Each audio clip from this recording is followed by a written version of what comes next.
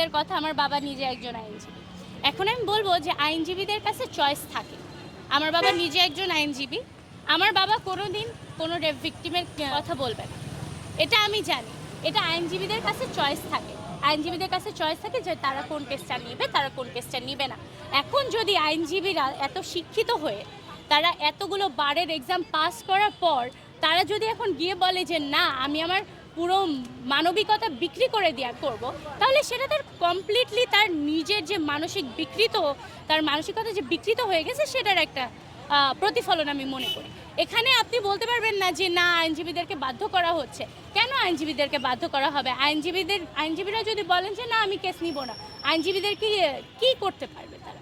যে আইনজীবীদেরকে গিয়ে বলতে পারবে? আপনি বাংলাদেশে দেখতে পারবেন যে বাংলাদেশের পুলিশটাও আইনজীবীদের সাথে জোর গলায় কথা বলে না। তো আপনি আইনজীবীদের পাওয়ারটা এখানে আছে। আইনজীবীরা এটা ইচ্ছা করেই করে না।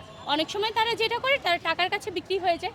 কারণ অনেক সময় রেপ ভিকটিমরা অনেক বড় লোক থাকে কিংবা তাদের পিছনে অনেক ব্যাকআপ থাকে। তো তারা যেসব বড় বড় টাকার অ্যামাউন্ট থাকে সেটার কারণে বিক্রি হয়ে যায়, বা ইনফ্লুয়েন্সের কারণে, কারণ রাজনৈতিক ইনফ্লুয়েন্সের কারণে অনেক সময় করা হয়।